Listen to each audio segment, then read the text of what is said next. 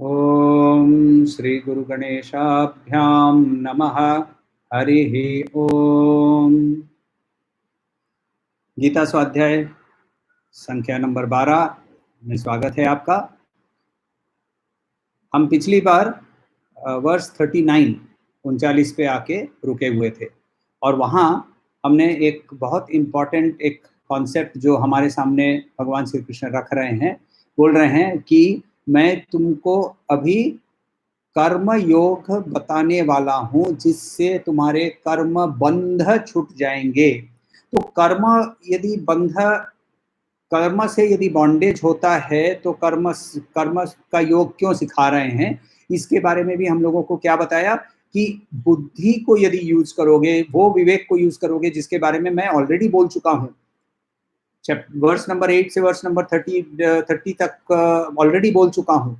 वहाँ क्या बताया था कि नैनम चिंदंती इत्यादि इत्यादि हम लोगों को ये परिचय दिलवाया था कि मैं ये शरीर नहीं हूँ, मैं ये मन नहीं हूँ, मैं ये बुद्धि नहीं हूँ, मैं एक अलग ही अंदर कोई देही है जो ये सारा कुछ एक्सपीरियंस कर रहा है।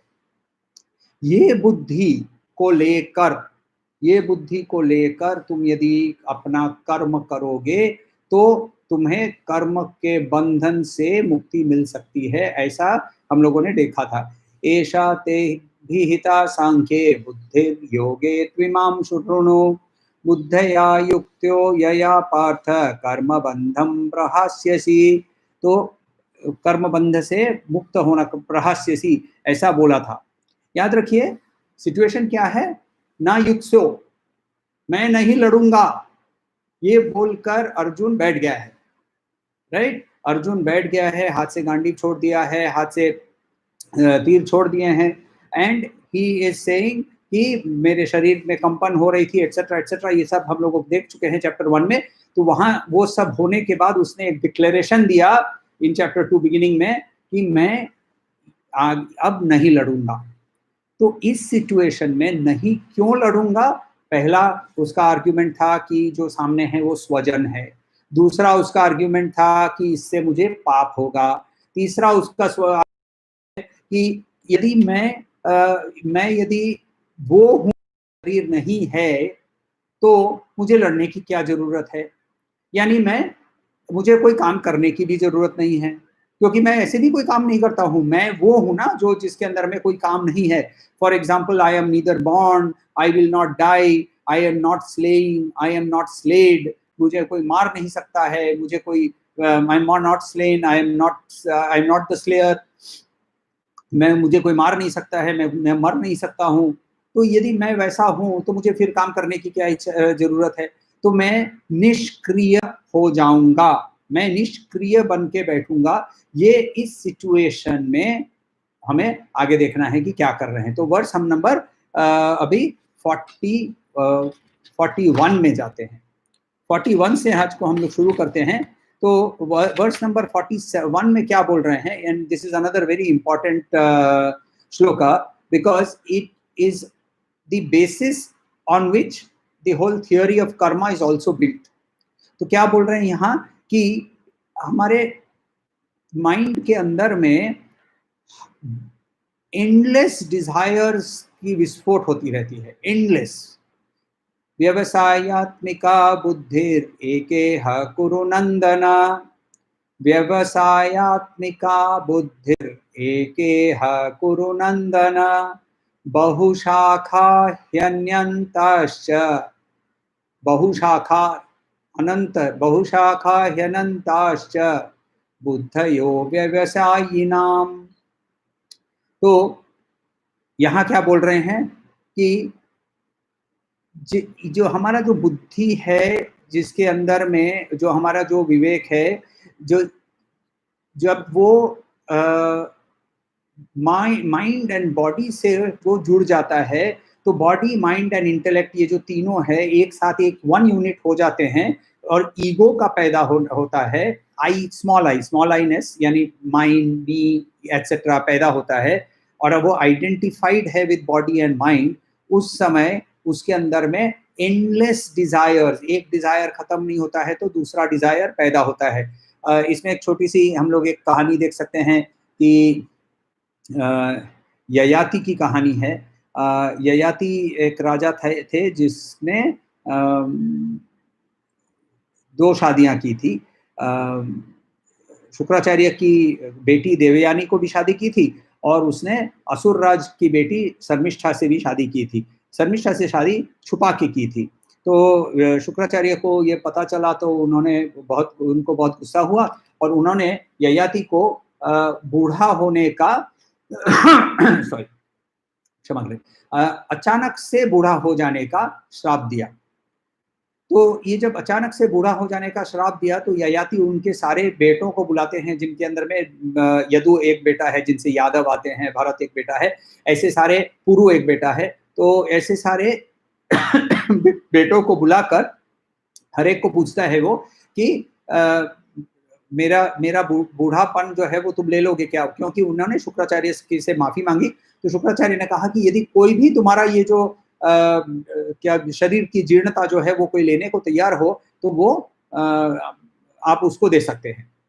तो वो अपने बेटों को बुलाता है, एक एक करके हर एक बेटा बोलता है कि नहीं मैं नहीं लूंगा।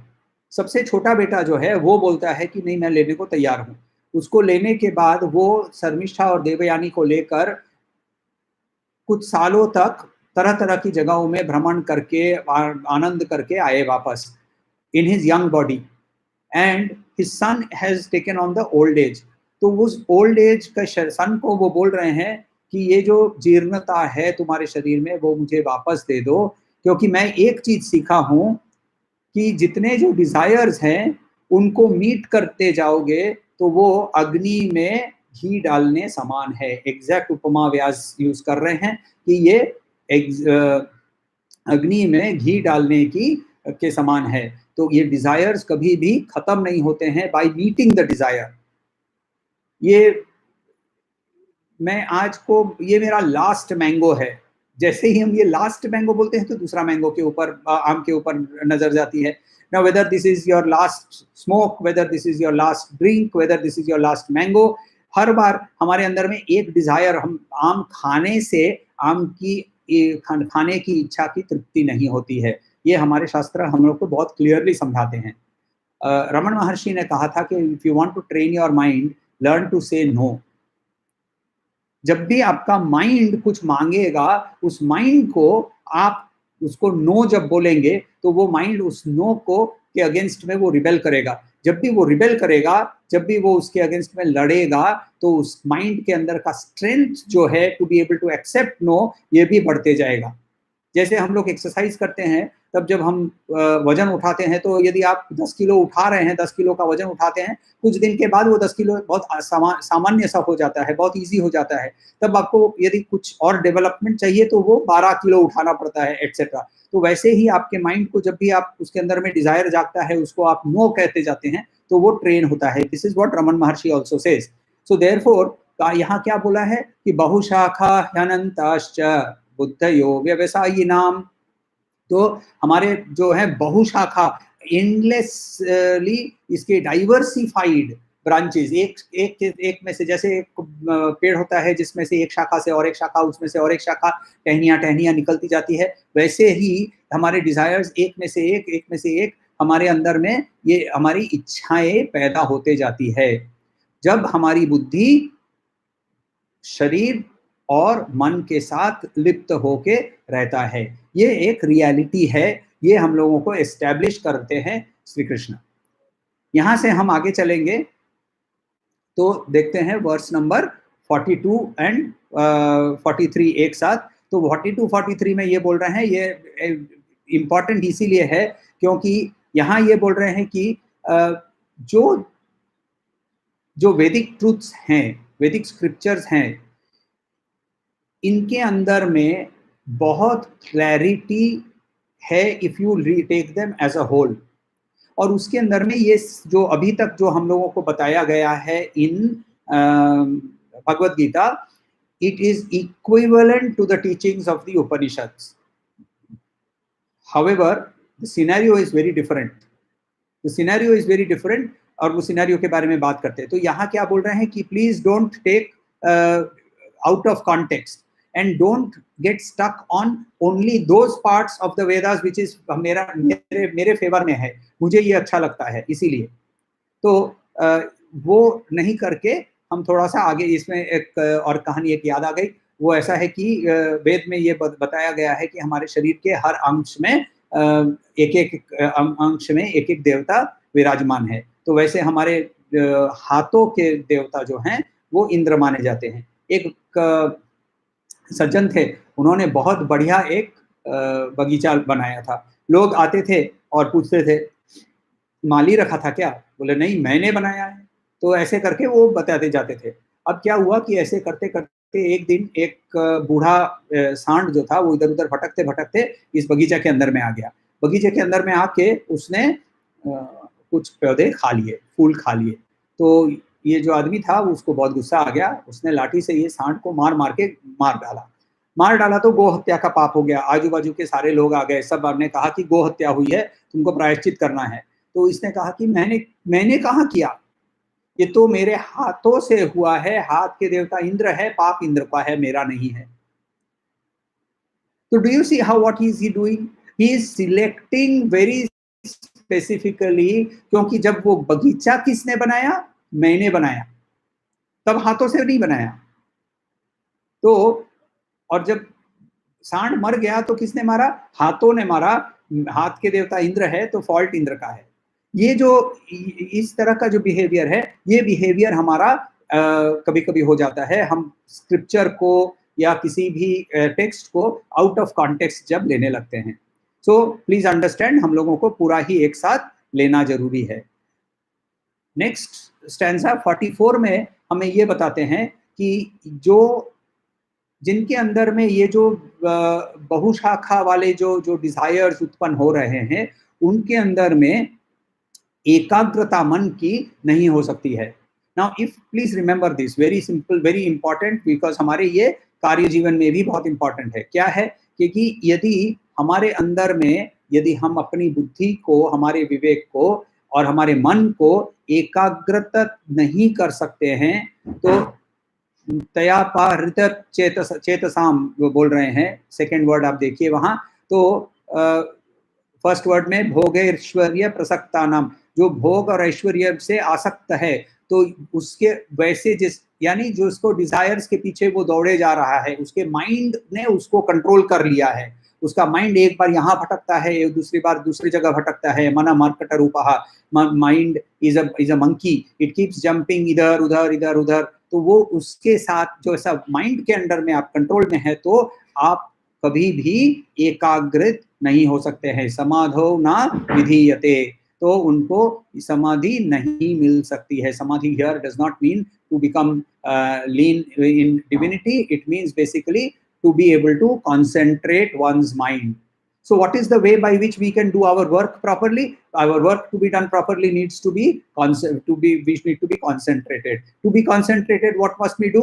We must all try and get rid of the jumping of the mind. And where is the mind jumping? The mind is jumping after various desires. तो इसका हम लोग थोड़ा सा प्रैक्टिकल एग्जाम्पल भी इसके बाद हम थोड़ा सा देखेंगे। फिर हम आगे चलते हैं, तो वहां हम यहाँ से अब वर्स नंबर 47 पे चले जाते हैं।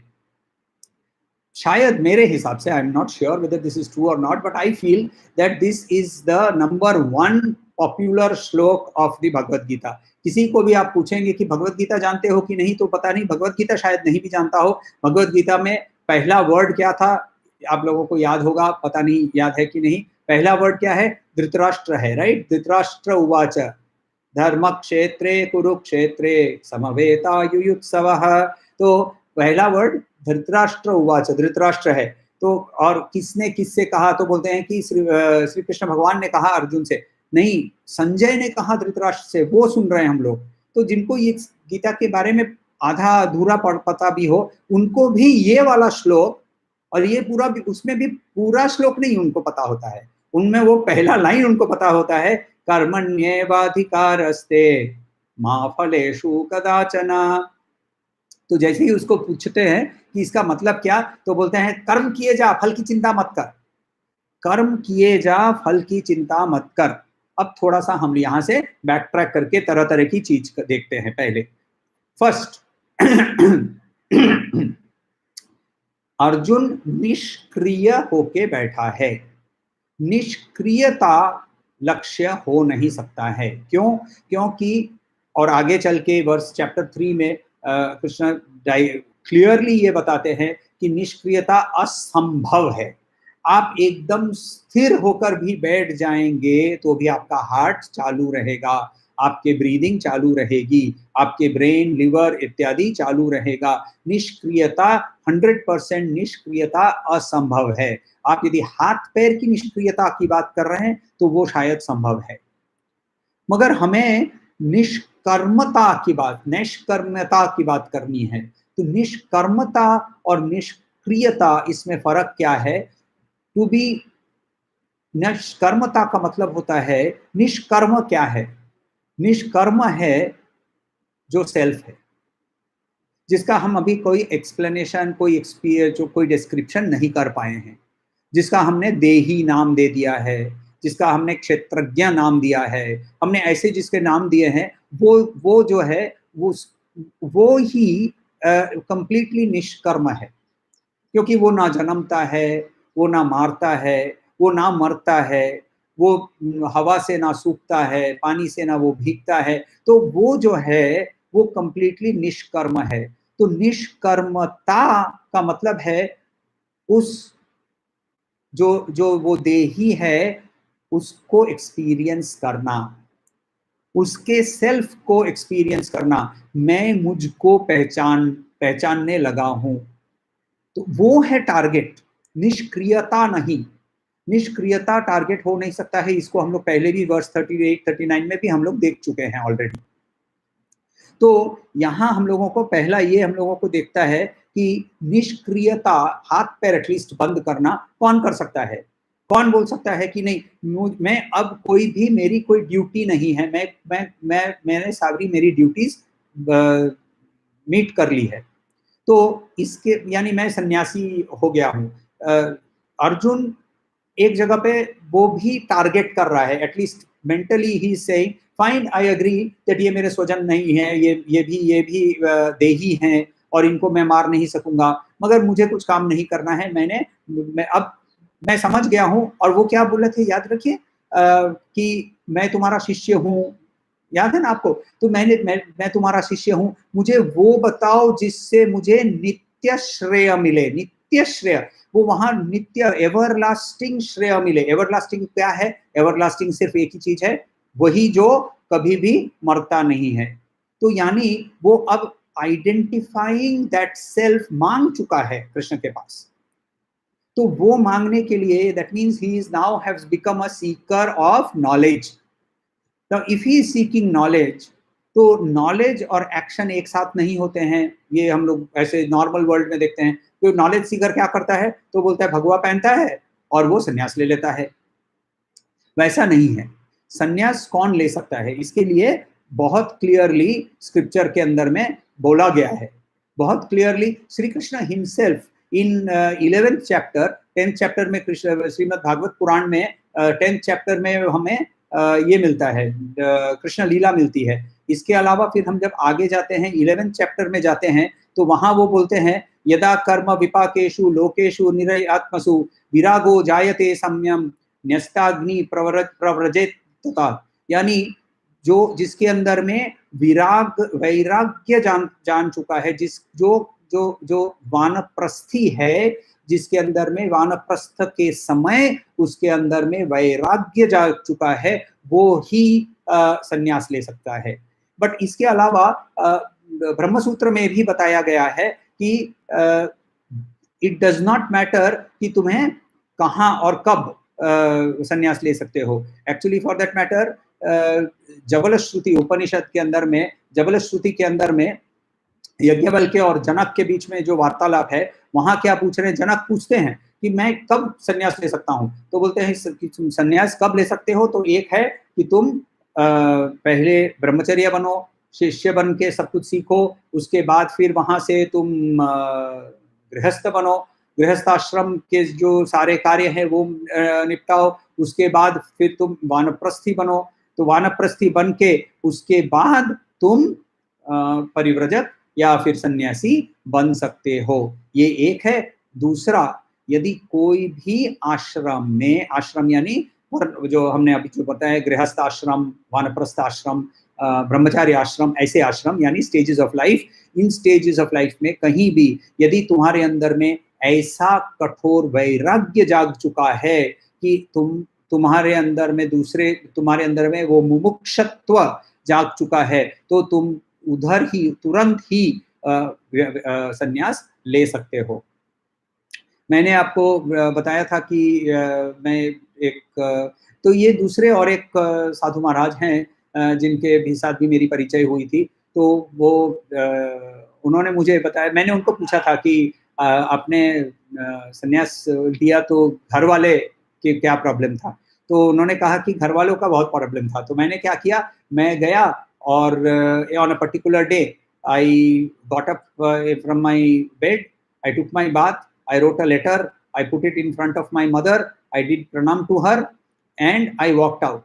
And I went to the Ramakrishna Mission. And this is a sadhu who is in the Ramakrishna Mission. तो वहाँ गए और वहाँ मैं बैठ गया। तो फिर मैंने बोला फिर बोलते हैं मैं वहाँ जड़ भारत के जैसे बैठ गया। जड़ भारत की कहानी आप लोग गूगल कर लीजिए, आपको मिल जाएगी। तो जड़ भारत के जैसे बन गया, वहाँ मैं बैठ गया with no expression, not moving till even मेरे मामा आए, मेरे पैर पे पड़े कि भाई मैं तेरे माफी मांगता हूँ, मैंने यदि कोई गलती की हो, इत्यादि इत्यादि। 3 दिन तक वहाँ वैसे ही बैठे रहने पर सब कोई वहाँ से चले गए। तो फिर मैं जाकर मेरे वहाँ जो भी मिशन के जो भी इंचार्ज थे उनके पास जाकर मैंने बोला कि अब मुझे संन्यास दीजिए। तो इतनी कठोर इनके, इतनी तीव्र इनके अंदर में मुमुक्षुता हुई होगी कि वो ऐसा कर सकते हैं। तो ऐसा जो कर सकता है उसके लिए संन्यास का रास्ता खुला हुआ है, मगर अर्जुन के लिए नहीं, क्योंकि अर्जुन उपनिषद का स्टूडेंट नहीं है। देखिए, उपनिषद का जो स्टूडेंट है और और जो गीता का स्टूडेंट है, इसके अंदर में फर्क है।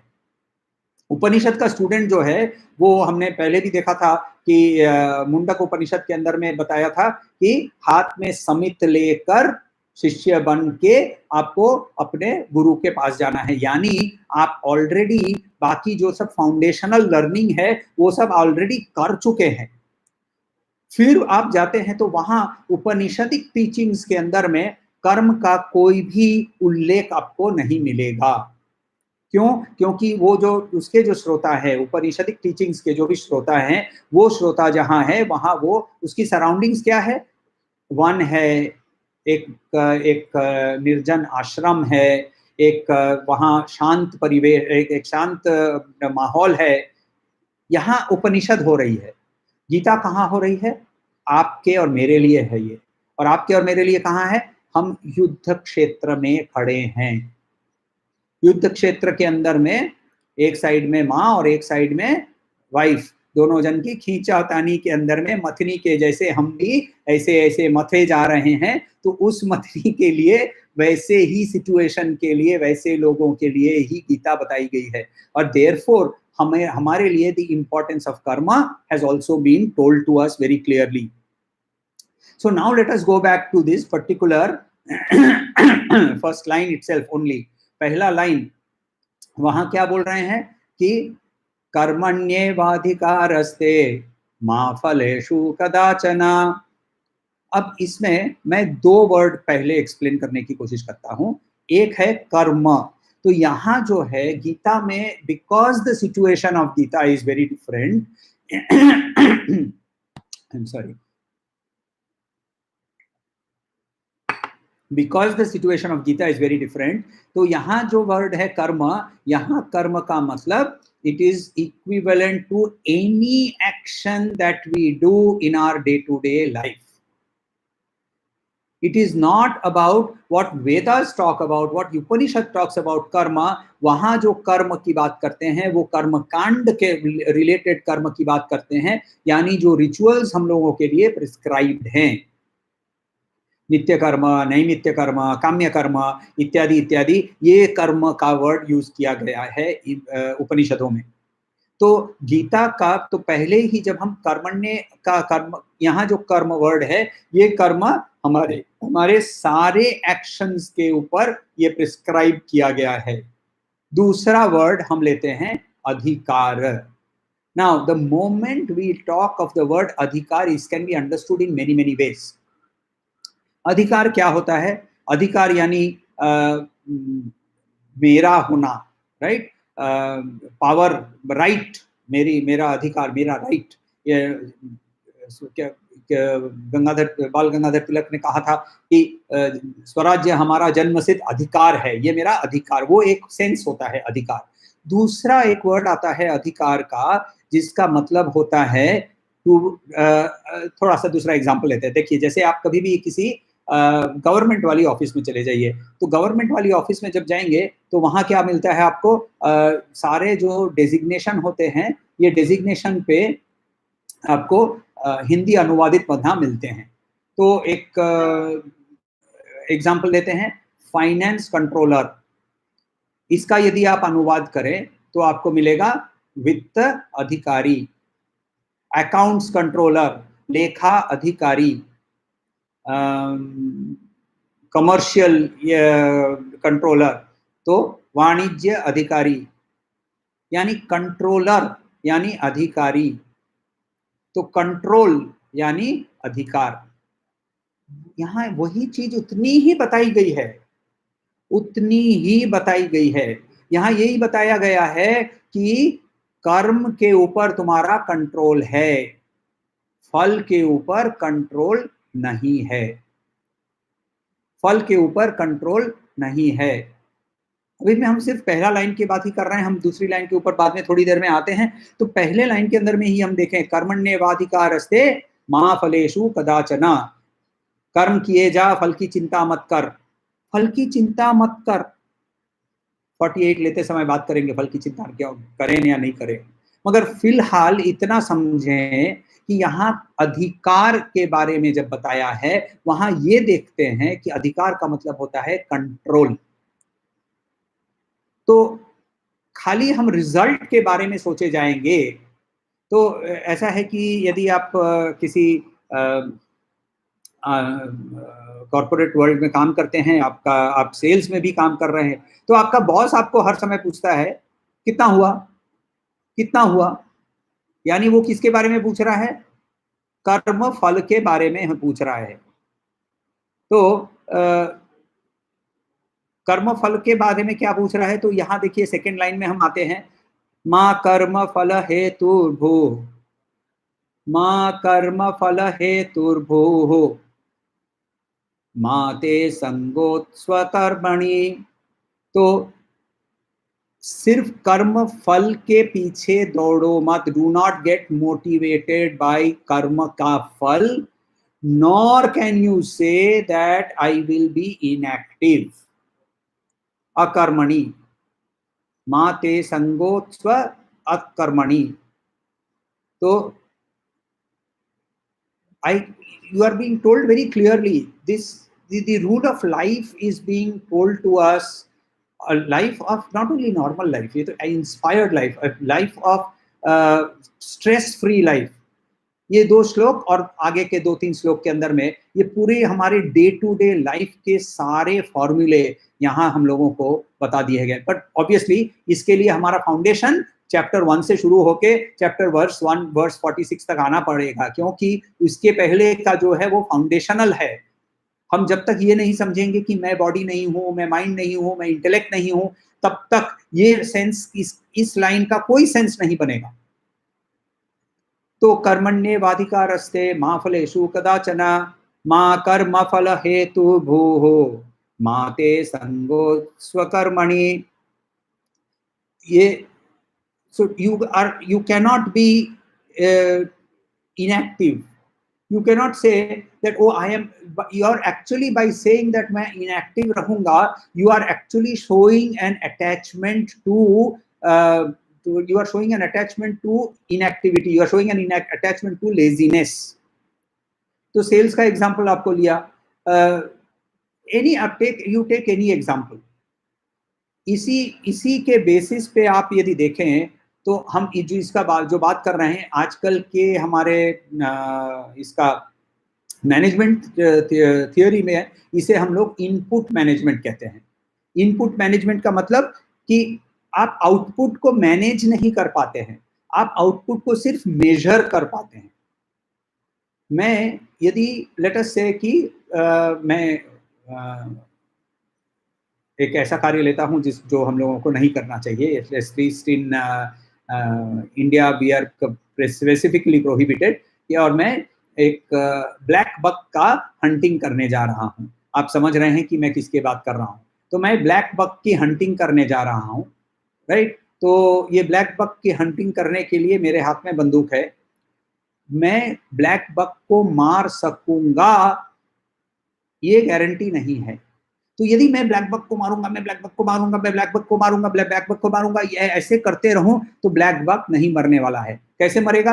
हाँ, मेरे पास मेरी बंदूक अच्छी है कि नहीं देखना जरूरी है। मुझे बंदूक से निशाना साधना आता है कि नहीं वो देखना जरूरी है। साधते समय एक गोली नहीं, मल्टीपल गोली एक साथ मार सकता हूं कि नहीं वो देखना जरूरी है, राइट। मेरा कॉन्सेंट्रेशन एग्जैक्टली उस समय जहां मुझे होना चाहिए वैसा हो सकता है कि नहीं वो देखना जरूरी है। तो ये सारा जो हम इनपुट्स है, which means the tools required for carrying out that activity, the mental concentration required for carrying out that activity, the skill required for carrying out that activity, the situation required for carrying out that activity। यानी मुझे black buck मारना है, मैं बॉम्बे के मेरे घर के अंदर में बैठकर मैं ब्लैक बक मारना है, ब्लैक बक मारना है, ब्लैक बक क्यों नहीं मरा?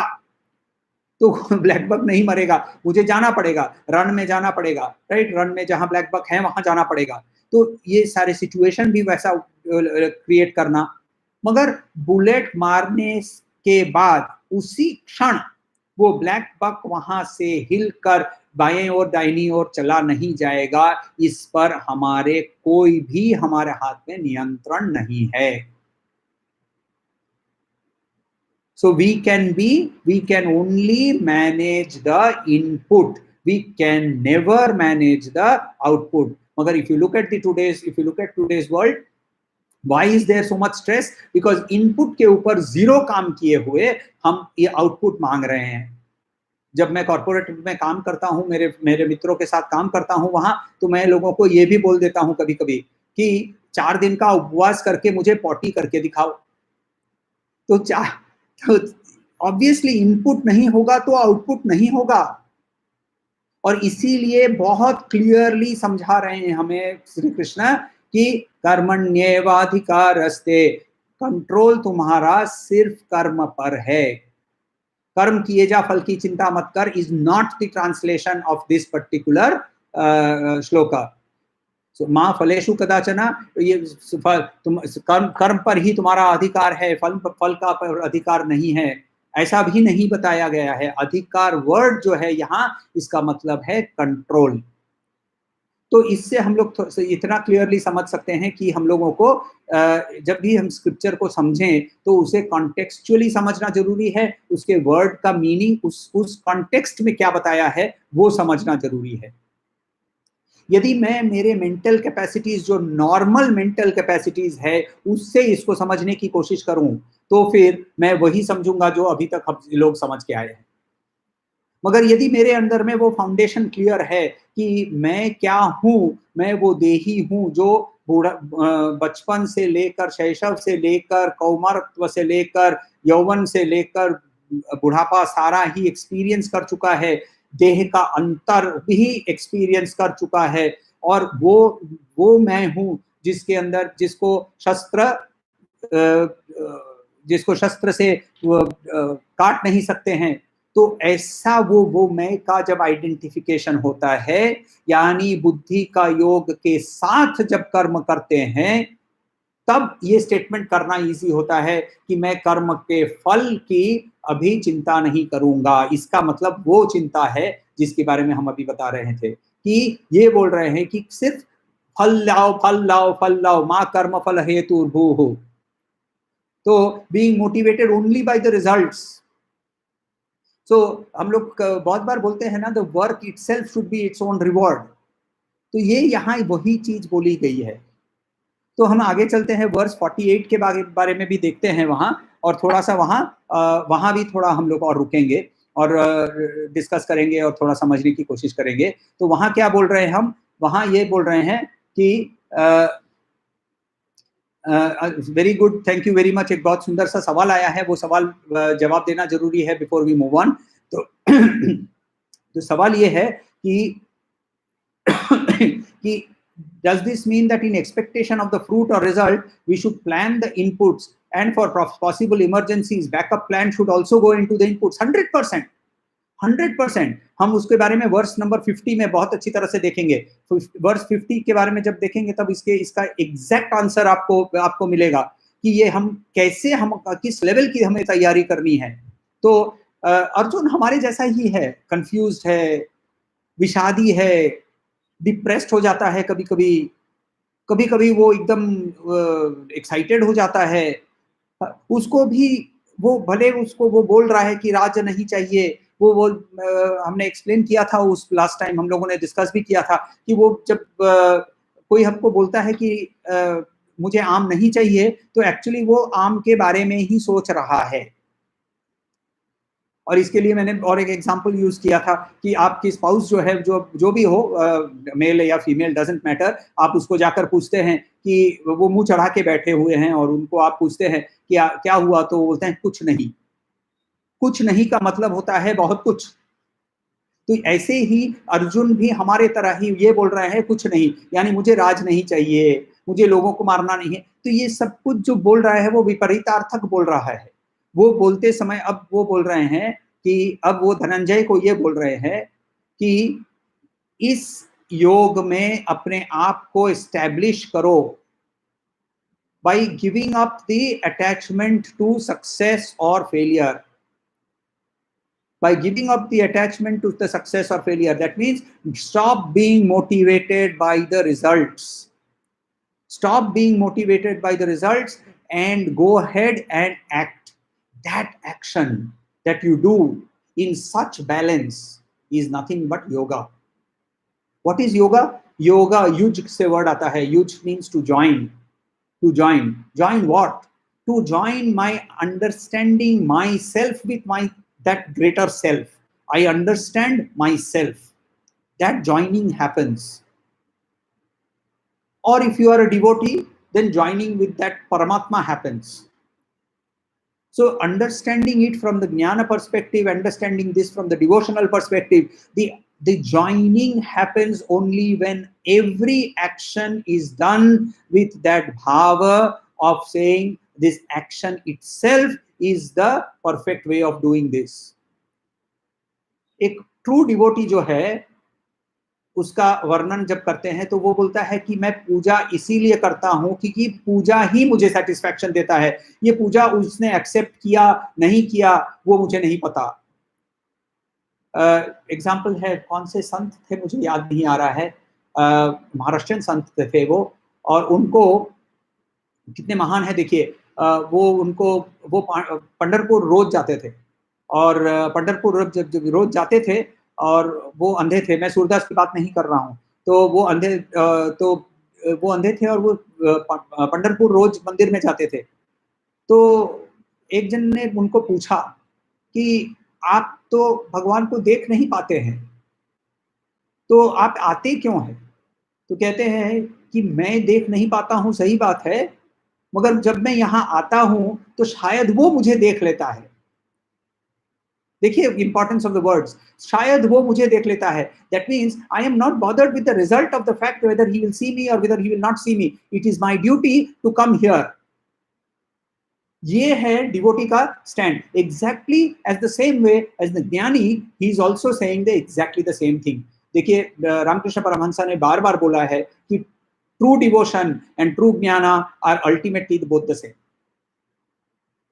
तो ये जब हम बोल रहे हैं तो यहाँ हम लोगों को ये कृष्ण ये बोल रहे हैं कि योगस्थ कुरु कर्माणि संगम त्यक्त्वा धनंजय सिद्धयो सिद्धयो सिद्ध सिद्ध सिद्ध असिद्धयो समो भूत्वा समत्वं योग उच्यते। योगस्थः कुरु योगस्थः कुरु कर्माणि संगम त्यक्ता धनंजय सिद्धयो समो भूत्वा समत्वं योग उच्यते। तो बहुत क्लियरली बोल रहे हैं, सिद्ध और असिद्ध, सक्सेस और फेलियर, इनके अंदर में जब तुम समान एक्सपीरियंस करोगे, both of them are same to you, only then we can say this is yoga, this is yoga. तुमको मैं काम करने को कह रहा हूं, योगस्थ कुरु कर्माणि, तुम इस योग के अंदर में अपने आप को एस्टैब्लिश करके, अपने आप को स्थित करके इस योग में काम करो हे धनंजय, ये बोल रहे हैं। तो यहाँ पहला चीज याद रखिए, ये सक्सेस और फेलियर के अंदर में हम फंसते क्यों हैं? क्योंकि हमारे अंदर में हमारे जो सारे काम जब करते हैं ना, तब हमारे अंदर में हमने कल भी देखा था कि हमारे बॉडी के अंदर में फियर उत्पन्न होता है, माइंड के अंदर में इमोशंस उत्पन्न होते हैं, इंटेलेक्ट के अंदर में थॉट्स उत्पन्न होते हैं। ये सारे जो उत्पन्न होता है, ये हमारे अंदर में एक्सपीरियंसेस ऑफ मेमोरी और एक्सपेक्टेशन ऑफ फ्यूचर, इसी में से आ रहा है। So I am living in my memory और I am living in my future. Actually one of my mentors, one of my teachers, वो मैंने एक बहुत सुंदर सा एक एग्जांपल लेते थे कि क्लासरूम में वो आते थे, तब हम लोगों को पूछते थे, आर यू ऑल हियर? तो हम लोग ऑब्वियसली बोलते थे यस सर। तो बोलते no, you are not here, 1/3 of you is in the past, thinking about कल क्या हुआ था। 1/3 of you is in the future, thinking कि कल क्या होगा या इस सेशन के बाद क्या होगा। तो जो 1/3 ही यहाँ उपस्थित है, एटलीस्ट उसको यहाँ रखना। अब वो 1/3 एग्जाम्पल ऐसे ही एग्जाम्पल की तरह से लेते थे, but it is not true कि हमारे माइंड के अंदर में या तो हम क्या होगा या फिर क्या हुआ था, इन दोनों के अंदर में ही हम फंसे रहते हैं। और हम जो नाव है, नाव, तो वो नाव के अंदर में, नाव यानी नॉट द बोट, NOW नाव, तो वो नाव के अंदर में हम काम नहीं करते हैं। एक बहुत सुंदर सी किताब है, एकहार्ट टोल करके, एकहार्ट टोल करके लेखक हैं, Eckhart, ECKHART, Eckhart Tolle, the power of now करके किताब है। तो एकहार्ट टोल भी उनको भी रमन महर्षि के जैसे एक डेथ एक्सपीरियंस हुआ और उसके बाद उनको रियलाइजेशन हो गया, उसके बाद उन्होंने ये किताब लिखी हुई है। तो मैं तो रेकमेंड करूंगा कि सबको पढ़नी चाहिए। और वहां वो अभी इसी क्षण की बात कर रहे हैं।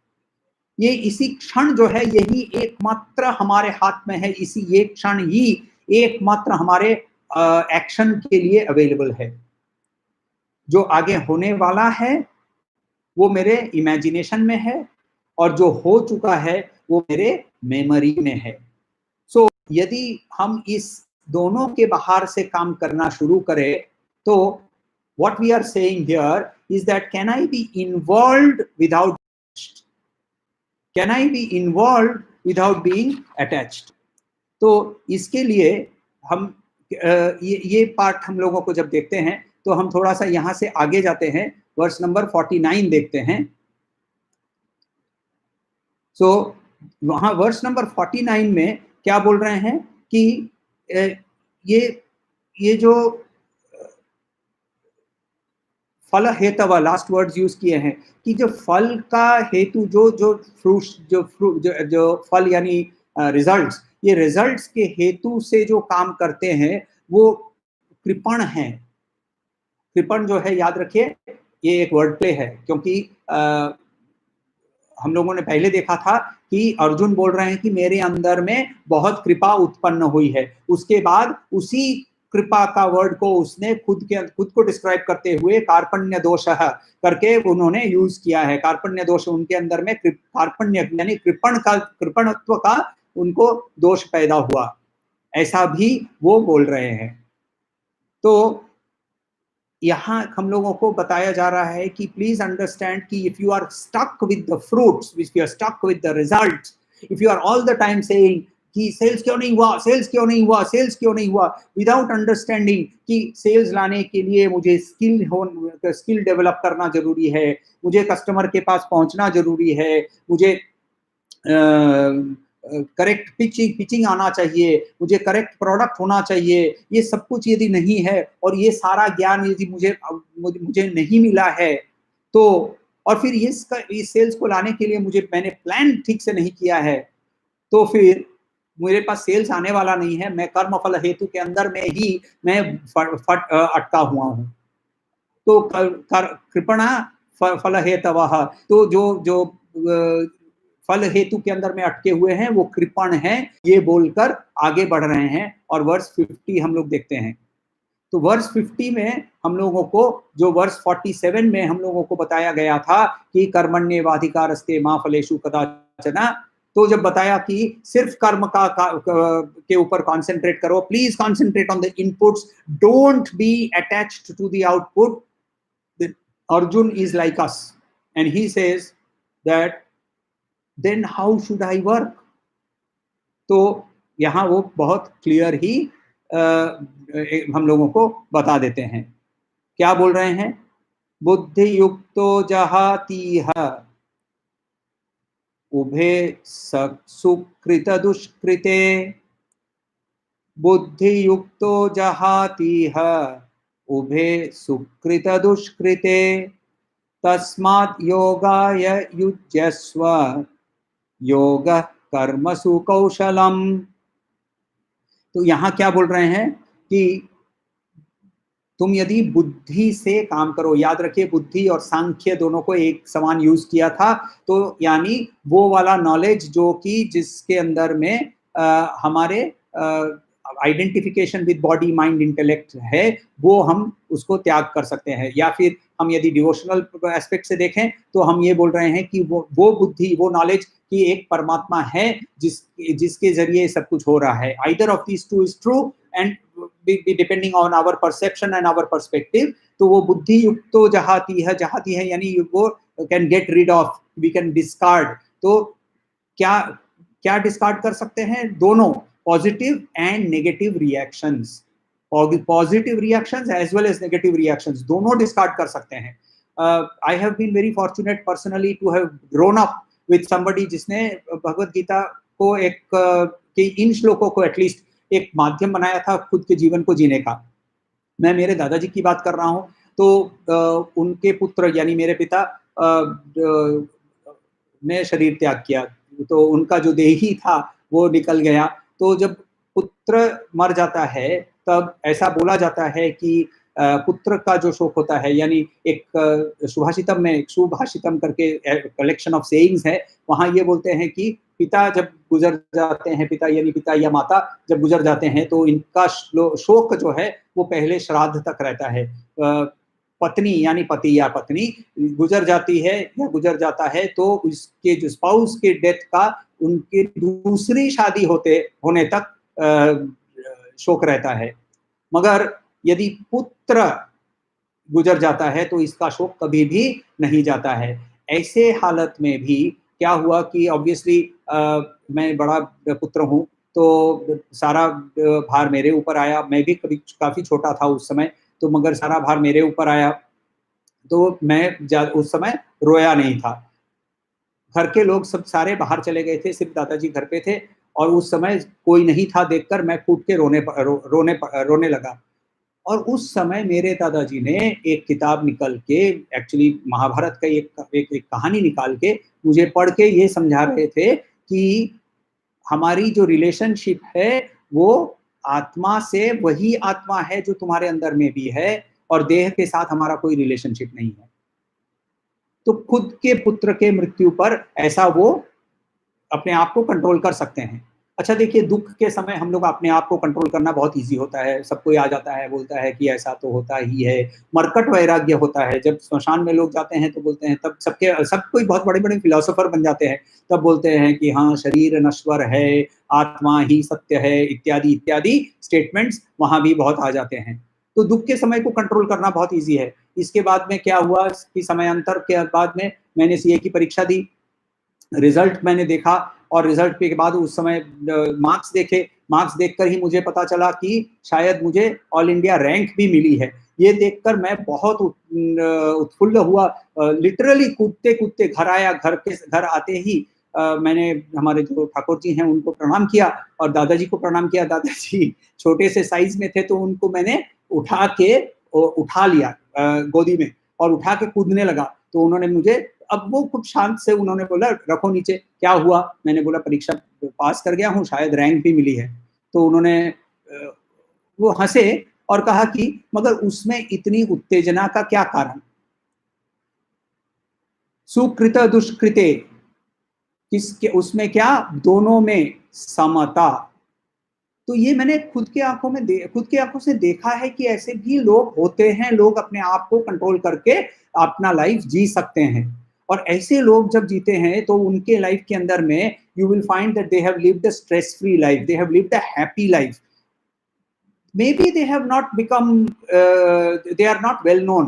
आप उनको गूगल करेंगे तो उनका नाम शायद आपके सामने नहीं आएगा, मगर what is the end result of all of what our life is? That we need to be happy.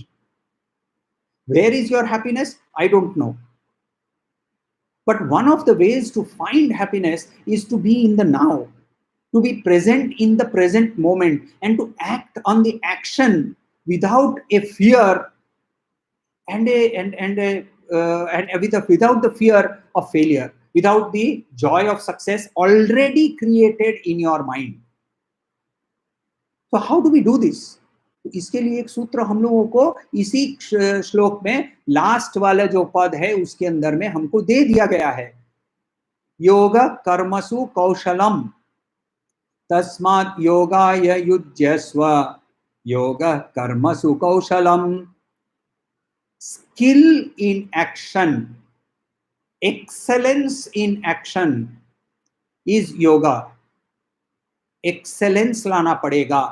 तो इसका पहले जो सवाल था हमारे पास कि हम इसके अंदर में कैसे करके काम करें, हम इनपुट के बारे में क्या मैनेज करें, बता रहे हैं क्लियरली, कौशल से, एक्सपर्टीज से, स्किल से।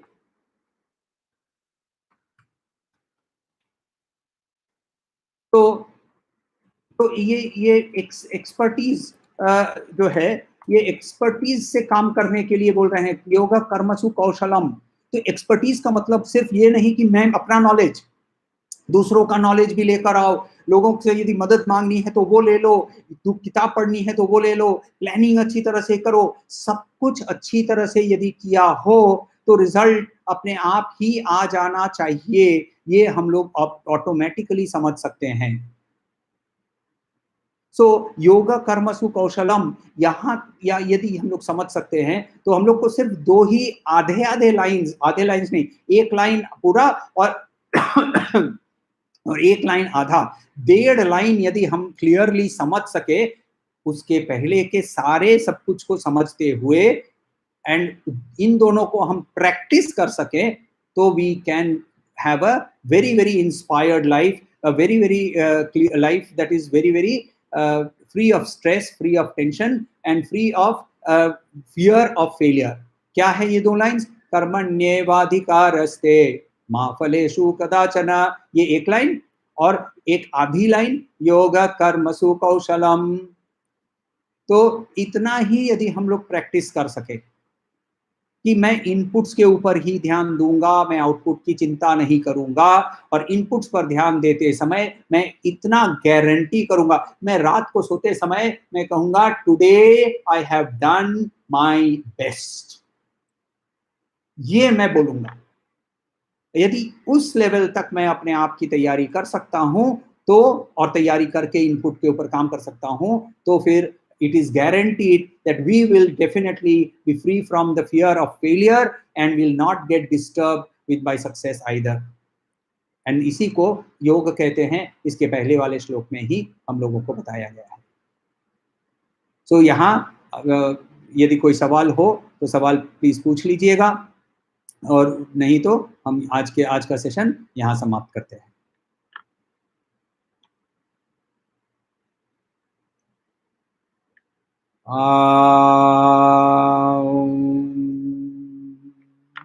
शांति शांति शांति।